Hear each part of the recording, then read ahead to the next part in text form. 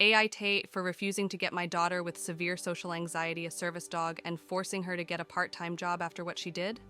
My 45F daughter, 15F, suffers from severe social anxiety. It is incredibly crippling and has prevented her from many extracurriculars and even her education over the years. I left my job 5 years ago to start homeschooling her and have since put her in therapy. The therapist and I have been working on getting her into school more and more for the past year and a half. This is all to say, I am not trying to shame my daughter for her social anxiety at all. It is a debilitating thing to live with, and I can see that firsthand. Last month, the therapist recommended getting a service dog for my daughter in order to be able to help her navigate public settings better. Despite thinking this was a huge responsibility, I did see the excitement on my daughter's face. She really wanted a dog and seemed determined to continue her progress with the help of an animal. I was initially on board with this and started the necessary research required. However, a few weeks ago, I left my daughter with my sister-in-law for a few days because my mother was sick and I needed to visit her a few hours away, and my husband was on a work trip. The plan was for my SIL to continue her homeschooling for as many hours as she could manage, but instead, I got a call from her 2 days in, demanding I take my daughter back home. I came to find out that my sister-in-law had to leave the house for a few hours and asked my daughter take care of her senior dog. This dog is very old and small. She was adopted just over a year ago, so she's still a bit weary of people. My daughter, in an attempt to recreate some stupid online video, took this senior dog to the roof of the house and left her there. The poor thing was so scared, she shit herself on the roof, shaking while my daughter filmed. Of course, this didn't go to plan, and the dog ended up falling off the roof and into the swimming pool out of sheer luck. However, due to her age and size, the dog ended up breaking a few ribs and her paw. When I heard this, I was absolutely livid. I confronted my daughter immediately, and she admitted to wanting to recreate a video she saw online. She then proceeded to use a defense that went along the lines of, "That dog is old. If it were younger, then nothing would have happened." She also mentioned how she didn't really think what she did was that bad because it's an unloved shelter dog with no real value like a service dog or newborn puppy. I was very upset to hear these words coming out of my daughter's mouth. I have no idea where she learned this from, considering neither me or my husband share these beliefs. I instantly told my daughter that she would not be getting a service dog. I also told her that she would have to pay her aunt's vet bill, no matter what it took. Because the bill is in the thousands, she will have to find a way to make that money. My daughter got upset and said I was being unfair because she can't get a job due to her social anxiety, but I told her she should have thought about that before doing what she did. My daughter has since then been attempting to search for a part-time job that requires minimal face-to-face interaction. Despite me and my husband helping her, she was only able to find a waitress job. I asked my sister-in-law if she was okay with my daughter working the vet bill off instead, but she refused, saying she really had no interest in having my daughter anywhere near her house or dog again, and I honestly thought that was fair enough. So I told my daughter she had to find a way to stick with this, because that vet bill was her responsibility only. My husband told me I might be an AH for suggesting our daughter pay off the entire bill, and that we should probably just restrict her pocket money until the bill is paid off. I think that's not a good enough punishment because her pocket money isn't earned. It's what me and my husband give her for free time at the start of the week.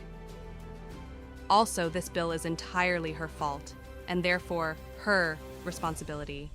It's unfortunate that the only jobs available are in customer service, but what else can we do? My daughter's therapist also reached out saying she thinks it was wrong of me to completely take the service dog idea off the table, considering it is a medical necessity, as well as pointing out that suddenly forcing my daughter into an unfamiliar job may be a bit too daunting. Are my husband and my daughter's therapist right? Am I being too harsh on my daughter? AITAH? Update. Okay, first off, I would like to say that although I was warned Reddit was absolutely brutal, you guys did not hold back. Shout out to the person who DM'd me to tell me to kill myself and my family. I would like everyone to know that I read almost every single comment, even if I didn't reply to all of them. Also, to clarify, when I said a service animal, I was told that we would be able to get one to alert my daughter of panic attacks and help calm her down. However, after now speaking to other resources, we were explained that what the therapist was talking about was an ESA, editor's note, emotional support animal. Apologies for any confusion, this is new to me. And yes, where we live in America, psychologists can prescribe simple anxiety meds. And also, yes, I obviously took away my daughter's phone and laptop after this. She's only allowed what she needs to complete her studies. On to the update. There was also a lot of helpful advice and support, so I do feel like I owe you guys an update. And my husband have been fighting for weeks now on how to handle this. We did end up taking her to a psychiatrist, and she was diagnosed severe social anxiety, as before, and also bipolar. We were told that the reason she wasn't diagnosed earlier is because she was far too young, and this is something that most likely only became visible very recently, as she just hit puberty. So no, my daughter is not a sociopath. Sorry to disappoint. And yes, we were told to continue homeschooling as it's too late to put her in a school where everyone has already developed their own friendship groups, etc., etc. I once again had to leave to care for my sick mother, which left my daughter with my husband. Apparently, while I was gone, my husband thought it was a genius idea to turn up to SIL's house and ask for my daughter to see the dog under supervision. My SIL didn't agree, but was coerced by my husband. This is what I'm assuming because despite what my husband says, I don't believe she would have been on board with this. My daughter started crying and apologizing, claiming she felt so sad seeing the broken senior pup too scared to come close to her. My husband has since decided that in light of this, my daughter deserves her ESA. I completely disagree with this stance and believe that she needs more support, therapy, and a large range of resources, not limited to an animal. Even if my daughter is genuinely sorry, this isn't a mistake that can be easily forgiven in a month. I still think we should be pushing her to continue a part-time job, something she's been beginning to do. She's been sent home from the restaurant a few times already for panic attacks and has even complained to vomiting during her breaks. I told her she's welcome to search for other jobs she might find easier, which she has started to do, although it's been almost 3 weeks of working. And I have asked her to do this a minimum of 2 months before quitting and finding something else. She's also not allowed to quit unless she comes to me with a different plan to pay the money back. My husband told me he has started the application process for an ESA. ETA. By application, I mean he has contacted the local shelters and started filling out their application process. I was very angry and asked him to stop, but he argued that he thinks he should take over her care from now and quit his job while I worked instead. I disagree because I'm the one who has been handling it for 6 years, but apparently I don't truly understand just how sorry she is now. In light of this, I contacted my SIL and told her that I think it would be best she file a police report. I do want this on record because, as many of you said, they won't give my daughter an animal if they find out about this. She agreed and did file a report, which was totally heartbreaking for me.